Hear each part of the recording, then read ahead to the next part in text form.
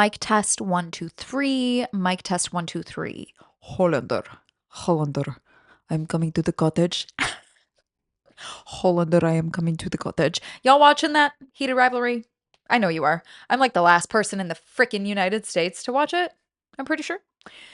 You're gonna tell me you haven't been sitting on your living room floor, mouth open, jaw slack, gaze bovine, staring at the TV watching that show?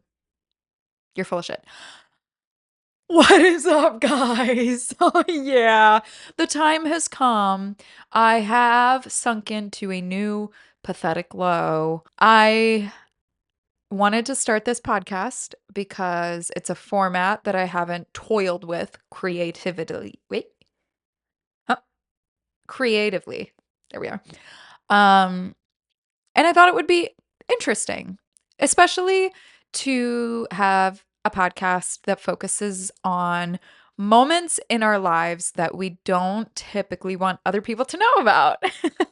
Because we all have those, right? We are all cringe to many extents. We have all publicly humiliated ourselves at least a couple times. And if you're lying about that and saying, no, Mick, I had never done that. I had never done that. You're full of shit. You're full of shit. The only like two things that every human being on earth, I think, maybe this could be a lie, that they have in common, other than like the few core emotions that we all experience, are one, dying. We all die, all of us. We all got born and then we're all gonna die. And two, we all have memories of making damn fools out of ourselves. And I want to hear them. You want to hear mine, maybe, if you're listening to this. But I really want to hear yours. And so does everyone else because it's relatable and it's fun. And you really like, even though things feel so embarrassing. Why am I doing the fucking influencer hands? I know if you're listening, you can't see this, but I'm doing the thing that I hate. I gotta sit on my hands. What was I talking about? Shit. Shame. The only thing that I think is truly embarrassing, like really embarrassing, is if you are purposely a dick to somebody. That's something you should be embarrassed of, and you should actually not feel proud of and not want people to know about. That's fucked up. Doing anything that's like deliberately fucked up, that's embarrassing. But like fucking falling on your face in the middle of a restaurant, that shit's funny. Fucking your pants falling down in the middle of the gymnasium, that shit's funny. Okay? And I think that there's a certain level of like reclamation. R- Is that a fucking word? I think I think I think that when you tell those stories that once roused you from near sleep in the middle of the night and lit up your body noggin to toe with shame, but you tell them in a way that's fun and funny, you are actively reclaiming that. You are owning that, and that's fucking cool. Okay? That's fucking cool. So that's what we're gonna do. I figured that every episode, we would start with a little chit chat, okay, a little update, a little what's going on. I'd talk to you about whatever, and then I'll probably read like 2 or 3 listener submissions per episode.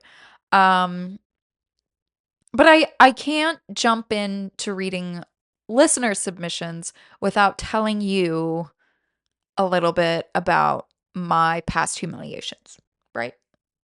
So, when I came up for the idea for this podcast, like obviously it's called Faux Pod. A faux pas is like a social misunderstanding, like wearing white to a wedding. That's the only one I can freaking think about right now. But you get what I'm saying. I want it to be more than just that. I want it to be anything that is like, oh yeah, that was not my best moment. That is something that haunts me to this day. Um, or it can just be, honestly, it can just be a funny story. Funny little fuck up. Like, that's the shit I want to hear. But when I came up with this idea, I was like, "Oh my god, what have I done? I've buried everything so deeply that trying to choose like an embarrassing moment, and honey, I know I have many. The body has kept the score, no doubt.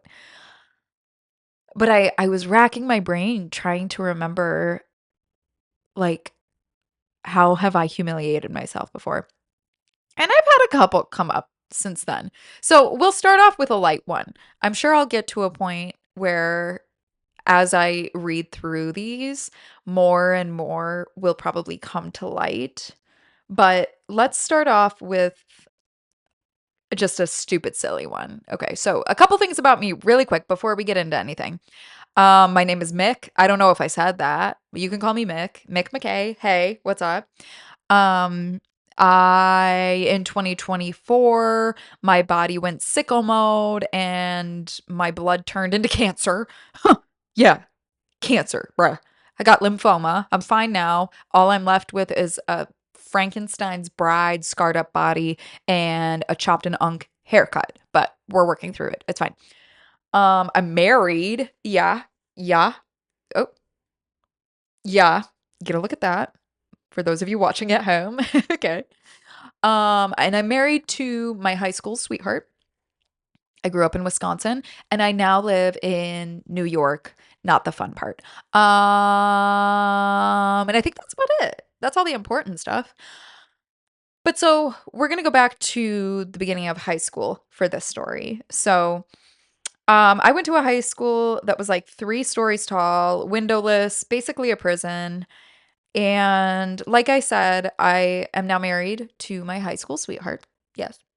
Um, and there was this one day we were leaving one of our big lectures. Our high school was really weird in that it was structured like a university. More on that another time. But so we were leaving this huge lecture. And when you left the lecture hall, it was like you could turn left or right, or you could start making your way downstairs. And I'm in between my now husband, Brady, and one of my best friends, Sid, who's still one of my best girls. And I was one of those kids that, like, in high school, I dressed like I worked in corporate. Like, I dressed, like, in button-up shirts and, like, trousers and heels all the time for some fucking reason. So I'm wearing my highest of heels, dressed like a little businesswoman, and we start to make our way down these 3 stories to the first floor.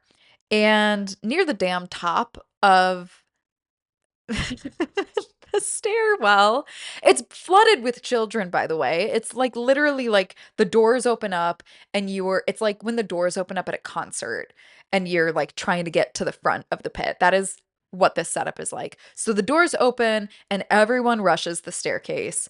And I immediately, in my big businesswoman shoes, fell forward. Okay, and I don't even know how to like describe what happened, but my feet essentially both went under me, knees went forward, and I started to like collapse forward, like my face is going to slide down these like concrete steps and just fuck me up forever. But so because I had my peeps on my sides, Brady grabs one arm, Sid grabs the other, and they keep me from eating shit completely, but the momentum had caught me at this point, and they're literally trying to keep me up. And they're like dragging me down the stairs on my knees while this flood of kids just like moves on around me and stares. And I'm literally it looks like I'm being dragged to the gallows. Like, help! Oh my God! Help me! Please! Oh, fuck!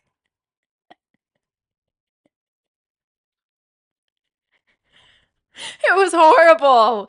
It was fucking horrible. And it happened in front of quite literally everyone I go to school with because those lectures it was like your entire class of like whatever 200 kids attends those big lectures. So that has stuck with me and I remember that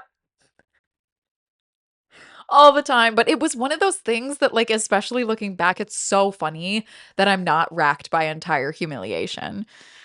But it was just the image of me being like held up by my arms, like my arms are literally in like a T pose and I'm being dragged down the stairs on my knees and my beloveds next to me are keeping me afloat while I'm just screaming like help me help dressed like a little business person. Oh, it was fucking crazy. It was fucking insane.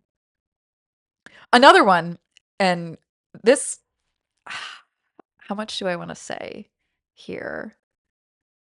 I don't know if I'm going to name names. Maybe I will. It should be fine, right? I think you can name drop celebrities. Anyways, I'm just going to do it. When I was 18 or 19, it was the first time my family had ever gone on a trip. And we visited family in California. And the first day we got there, we went to a birthday party. And yeah, see, I'm gonna say the name, but I'm kind of scared. So maybe I'll just hint at who it was. A certain pop singer who is not but sings and is featured on songs about was at this party. And she wasn't really like super I think she had like one song out at the time, so I didn't know who she was until someone said like, "Oh, that's insert her name here." Um and so at one point during the party, I like go up to her. She's over by the taco table, and I go up to her and I'm like I start making small talk. I'm like, "Hey, how are you?" Like I don't even remember what I said is the thing, but I know I went up to her and I was looking her dead in the eyes, just being friendly like, "Hi, how's it going? It's I wanted to introduce myself, blah blah blah." And she fucking looks at me, laughs and walks away. My hands literally, "Oh. Oh, okay. Okay, bye." It's not like I went up to somebody at the Oscars after party and like was trying to be like, "Hey, so I heard you're famous." Like, "Hey." I just went up to like make small talk with her like you would at a party with anybody and like she fucking laughed at me and walked away. And see, this is one of those things that like something that I want to kind of investigate is what is the line between something embarrassing happening and something just kind of sad? Like, why do we get embarrassed about people being objectively weird? You know? Like, why do we feel embarrassed about somebody being objectively kind of a jerk to us? Because I've talked to a lot of people who say their most embarrassing memories have to do with people making them feel like outcasts or like feel like othered. That's not embarrassing for you, babe. That's embarrassing for them, you know? But it is still a memory that makes my tummy kind of like, oh, cringy when I think about it. She wasn't even famous yet. Like she was acting like she was so famous. She wasn't famous yet, but whatever, go off. I hope she has great success. So, yeah. That's where I'll start. I'm going to see what else comes up for me as we explore other people's lore and tales. I'm sure that there's so much buried that it'll just pop up as we're going through those, but let's get into some listener stories, shall we? I know I said listener submissions, but at least for right now, these have just been written in by my friends. Okay, I've only told a few people that I was starting this. So God bless my friends. This is why I'm friends with these people. They jumped at the chance to have their humiliating stories told to the public. Um, this will be open for anybody to write in after episode 1, but this is just from the homies, okay? This is from the crew. Our first story of the podcast is from Buff Guy 1 from Buffalo, New York. Okay? He has chosen to remain anonymous. Buff Guy 1 writes, "This one is tough. It's buried deep down in the trenches, so much that I actually don't even want my name attached again, even if some people can figure it out. I used to play in a metal band as a teenager and in my early 20s, so I don't need to paint a picture with what that's like crowd-wise. The mosh pit thing is really big with it still, so much so that when you're a local band or playing shows a little outside of your area, your talent as a band is mostly gauged on what your mosh pit looks like. It's just something people tend to subconsciously judge without thinking. The band I played with was kind of hit or miss, so we didn't have full 100% confidence. We didn't have full 100% confidence in our moshpittery. Great word. You want random kids to throw their arms and legs around, but getting them to do that is always a mystery, and sometimes a popularity contest. I'll come back to this. Sidebar. Mosh pits are fucking scary. I have never been about that shit. I think, like, I kind of get it. It's not for me, but I kind of get it. Maybe I just feel like anyone who's in a mosh pit should be required to wear one of those, like CTE helmets that football players wear. Have you seen those? Like the huge, they like make their heads look like 5 times the size. Can you imagine me walking up, metal band, mosh pit? What's up, guys? I'm here to mosh. I've got a big fucking helmet on. Anyways, I'm sorry. Okay, I'll come back to this. Another member of the band we'll call Buff Guy 2. Okay, so we've got Buff Guy 1 and Buff Guy 2. Started dating a girl recently. She was spunky and outgoing, talked shit when she wanted to talk shit kind of girl. She would talk about pits that she'd been in at other shows and how crazy they were. This bruise was from this and that, etc. I personally never had any qualms with her, but tough chick energy was radiating, okay? Yeah, the tough chick energy was there, it was palpable. My band played a show outside of our city, and the attendance was whatever, a lot of empty space in the crowd. But Buff Guy 2's girlfriend, Buff Girl 1, came with us, ready to throw down. Ready to throw down. There's quotes around throw down. Our band started. She didn't throw down. Our band played another song. She didn't throw down. No other kids did either. We lost the cool band coin flip this time. As a side note, metal bands usually want this so bad, the singer will practically beg for it in different ways. Bands will even make breaks in the middle of their songs for wacky callouts like that. Our band did this, and in a split moment, an embarrassed, fucked up 16-year-old piece of adrenaline in me sprang to life, gouged its own eyes out, and ran full speed into the Swiss cheese crowd to start this pit myself, before running back to the stage to finish the song. I ran full speed into Buff Girl 1, the girlfriend of Buff Guy 2, the guy in my band. This didn't spark a pit to happen. This didn't influence any young minds to throw their arms and legs around. This caused a silence so deafening, so piercing, that I actually think I went blind for 20 seconds. I even froze my way past the point of immediately helping her up as another girl beat me to it. You know that joke about how your voice will start before your brain, and instead of saying, I'm sorry, you'll go, yeah. So I did that, and then I walked back to the stage to finish this. Dog. That's a fucking walk of shame. I'm just, I'm gonna go. It has been years since this, and it hasn't come up in conversation. It has not been addressed. It has not been looked back on and laughed at with a, we were so dumb as kids. It was instead forcibly locked into a vault of all of our memories as that time Buff Guy Buff 1 tackled Buff Guy two's girlfriend for no fucking reason in front of 20 people. I'm sure those people tell this story at bonfires. They reminisce. They go, why the fuck did he do that? She must have been an ex-girlfriend or something. What a piece of shit. Oh. And I continue to live my life well beyond past the point of ever uttering out loud to anybody but this Gmail box that I did that. Buff Girl 1, if you hear this, wow, I'm so sorry. If at any point you want to football tackle me to the concrete in the parking lot, just let me know and I will be there with a blindfold on so I won't even brace for what is coming. Thank you, bye.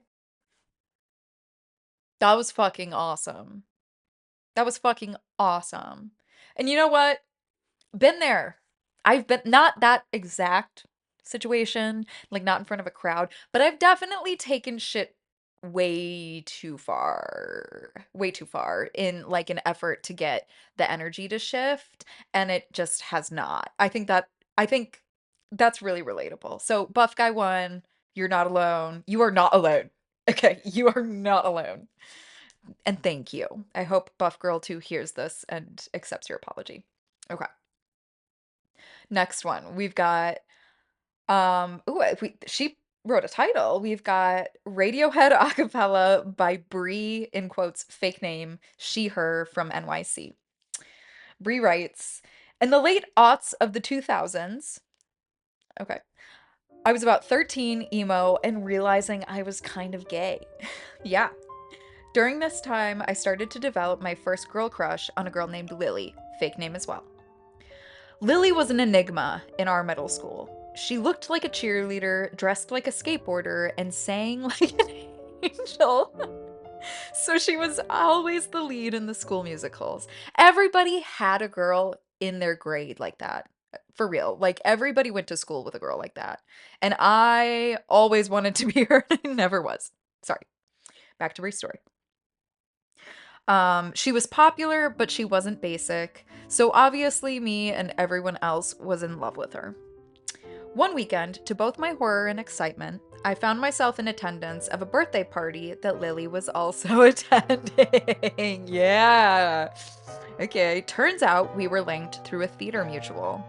I kept my distance from her for the first couple hours of the party, but slowly started talking to her more one-on-one as the night went on. This is italicized. Our chemistry felt electric. At one point, I inquired about the band t-shirt she was wearing, a Radiohead t-shirt. She spent the next 30 minutes talking about how they were her favorite band, gushing about how In Rainbows was her favorite album, etc. By the end of the night, we were mainly just hanging out with each other while the rest of the party went on around us. It felt like we were in our own little sweet bubble. I remember feeling like that. That's really wholesome. Oh my god. I left the birthday party determined to find a way to impress Lily. The next day, I went to my local library where I rented all of my CDs from, at the time, I know, archaic. Okay, again, sidebar. That is how I got all of my music when I was like 11 or 12. Did y'all sleep on this shit or were you on this? I remember it so clearly. My first CD that I rented from the library was Under Construction by Missy Elliott, which is still one of the best fucking albums that I think has ever been put out in the history of mankind. And then I think I also got Doggy Style by Snoop Dogg. I was like 11. The Missy Elliott album it bust down entirely, and it still does. Anyways, back to it. Got CDs from the library, like an old person. They didn't have In Rainbows, but they did have an earlier Radiohead album, Pablo Honey. I remember listening to Creep and feeling a shift in my brain chemistry. As an emo gay in love with a beautiful popular girl, it felt like Radiohead had written that song for me. All caps. By the end of the song, I had my plan. I would somehow give Lily a recording of me doing a cover of the song. And I just know that when you had that light bulb moment, you thought you were gonna eat it up, baby. I'm sure you did. Over the next week, the song was all I listened to. My poor family had to listen to it. My poor family. I can hear it in my head. My poor family had to listen to me squawking the big. My mic might cut out with me trying to do this.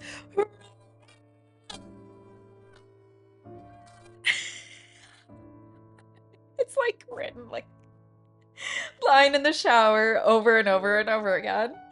After I felt I'd nailed my familiarity with the track, I got to work. I recorded myself using some kind of ancient webcam mic attachment and a general recording software on my family's brick of a computer. After I recorded my vocals, I toiled for hours trying to figure out how I could add music to the background. My attempts were unsuccessful, but then I had the genius idea to acapella the track. I thought it would make the whole thing even more impressive and unique. So yeah, I layered in recordings of me vocalizing all the instrumental noises. I'm talking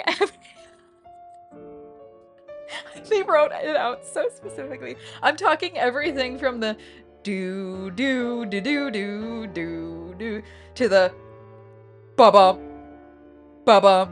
I'm a creep bow. And I thought it sounded fucking awesome. That's that's awesome. It is awesome. After finishing my masterpiece, I burned it onto a CD and simply wrote Lily with a heart on top. I proudly walked up to her at school the next day, handed it to her, and just said, "Thought you might be interested." Walked away.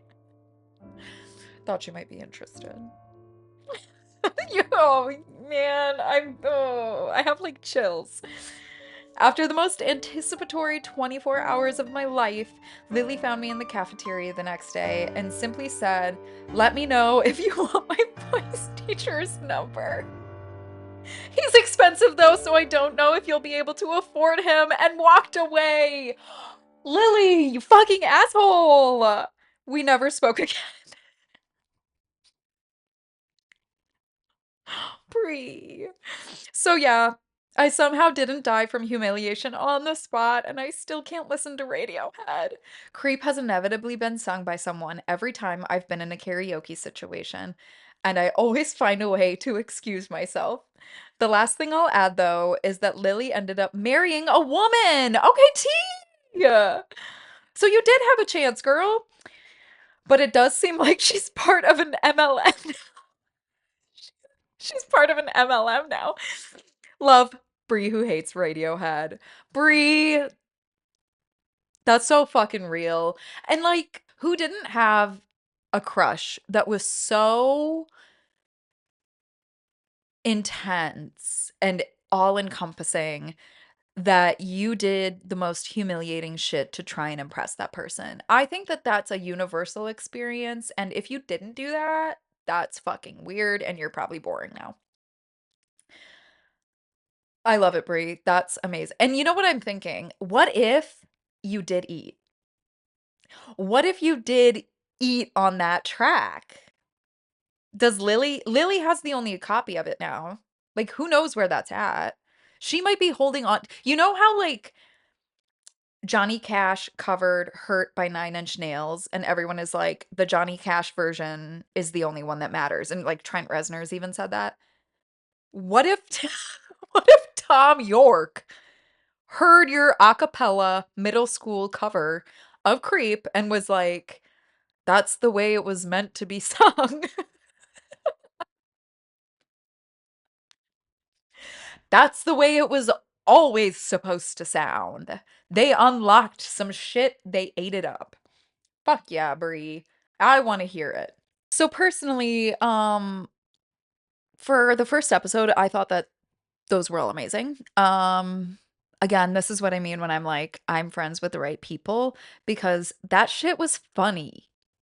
And y'all are owning that shit. And that's what I like to see, okay? That's what mama likes.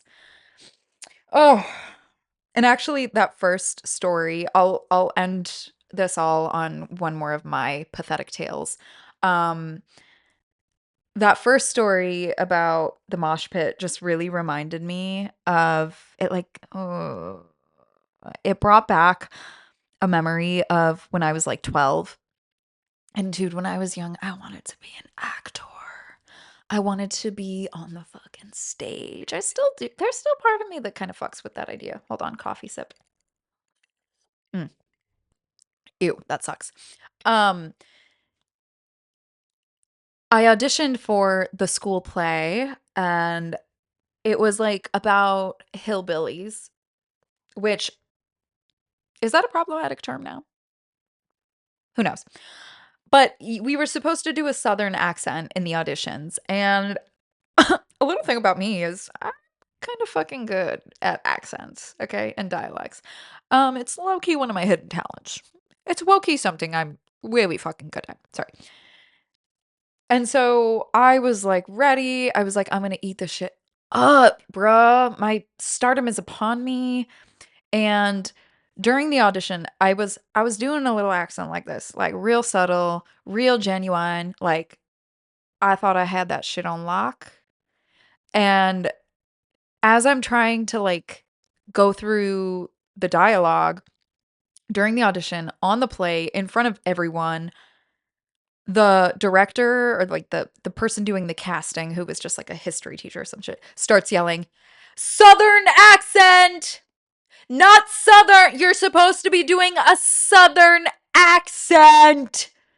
And so like I slowly started to like build it up. I went from doing like a really light southern accent like this to doing a little bit more like this, a little bit more like that, a little bit more like that. But they kept fucking going, southern accent, southern accent. And so eventually I'm just going like this and I'm running through the dialogue like this. And I'm like, oh my God. Like, fuck. And then I got into like I really got my body into it, and it was just a fucking I remember when they called me off the stage and I went to leave the audition. I walked past the next kid and I go, "The devil watches you up there."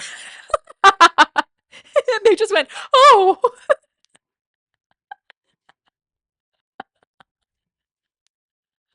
Oh. Yeah, that was embarrassing. Whatever. Fucking they don't know talent when they hear it. What the fuck? Guys, okay. So I'm very pleased with everything from this first episode. Um, my hope is that you'll continue to write in your tales of humiliation. You'll let me help you come to own these experiences. We'll laugh together. Not at you. Not at you, girl. We're not laughing at you. I'm laughing with you, okay? If you want to write in a story, you can write in at fauxpodshow@gmail.com. That's FAUXPODSHOW @gmail.com. And please, if you are picking up what I'm putting out, give me a little follow on the Instagram. Okay? That's faux podcast on Instagram and faux podcast on YouTube as well. Okay? How the hell do you end this? Well, take care and I love you. Take care. Goodbye and I love you. And remember, it's not that deep. It's not that deep, guys. It's not that deep. Bye.